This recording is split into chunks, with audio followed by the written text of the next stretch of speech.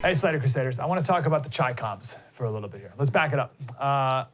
Occam's razor, named after some friar in the 14th century, like, I don't know, Bill Occam. Officially, the statement is, entities should not be multiplied without necessity. The simplified translation is, the simplest solution is most likely the right one.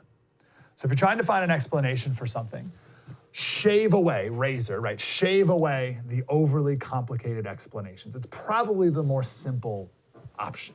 So if you have two competing explanations for the same phenomenon, take the one that has the fewest assumptions. So let's say you come home and there's a vase on the ground broken in your living room. You got a couple different options here. Did a bird fly to your house, open the window, fly around, knock over the vase, leave, shut the window, and fly away? That's option number one. Or did your kids knock it over when they were playing knee hockey? Okay. Which explanation here assumes the least? We all do this all the time, but not all the time. We do the Occam's razor a lot, but then a lot of the time we don't. We always assume the most complicated thing. So to bring it to COVID, if we're trying to explain where this virus came from, the two explanations we have right now are a wet market in Wuhan or the Wuhan Institute of Virology.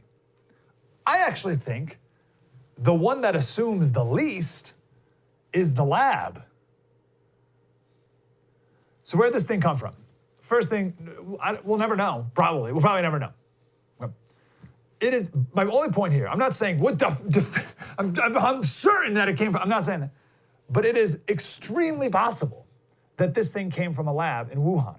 Not, I want to be clear, not as a bioweapon designed by the Chinese to unleash upon the world purposely. That's not my point.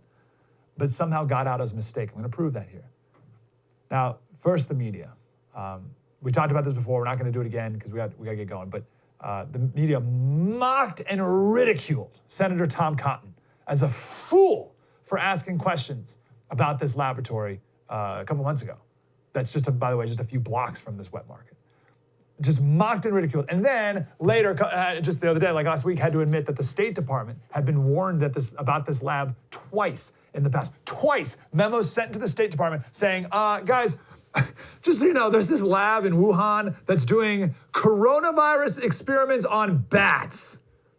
And they're not really well equipped for this, and it might lead to global pandemic. Okay? So that's like, this is, but the media they had to throw this bioweapon thing in there to make this suggestion, this completely reasonable suggestion, some sort of wacky, crazy conspiracy theory. So when Tom Cotton brought this very reasonable thing up, the media had to be like, oh, like, can you believe Republicans think that this was a bioweapon that the Chinese created? It's like, no, that's not what we're saying here. We're saying that they're doing experiments on viruses in this lab and that pathogens actually very frequently escape from laboratories. And that may very well be what caused this, right? But you see how the media had to be like, oh, the Republican conspiracy theory, bioweapon. Like, no, that's not what we're saying. Like I got my papers all crumpled up. Just trying to make a point. This is an article from 2014. April 11th, 2014 is from the National Post by Martin Furmansky, who's a medical doctor and medical historian. He says the headline is "The Danger of a Man-Made Pandemic Sparked by a Laboratory Escape is Not Hypothetical." That's the subheadline. Not hypothetical. Now, that article is based off of a scientific article from the Bulletin of Atomic Scientists. So the background here is there's something called gain-of-function experiments. This is where researchers manipulate pathogen. A pathogen is anything that can cause a disease. So they purposefully manipulate pathogens to make them more deadly and more spreadable among humans. I don't know why scientists do this. Maybe there's a good reason. I think the idea is they try to make it this way so that they can like beat the virus before it naturally gets this way. I don't really know, but I'm assuming there's some explanation for why you would do a gain of this type of experiment.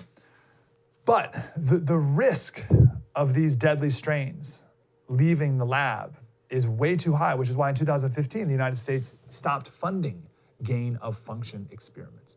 Now in Wuhan, in this lab, again, they studied coronaviruses in bats, for the love of Pete. So let's talk about how prevalent these things leave laboratories. Because if you ask me, Slater, how often do you think a virus will leave a lab? I would say, oh, never. Like it never leaves a lab. Why, like that doesn't make any sense. Maybe once a decade of a virus or disease will leave a laboratory, I guess, right? Happens all the time. Slater Crusaders, thanks for watching the first on YouTube. If you want more, like, subscribe. We got plenty.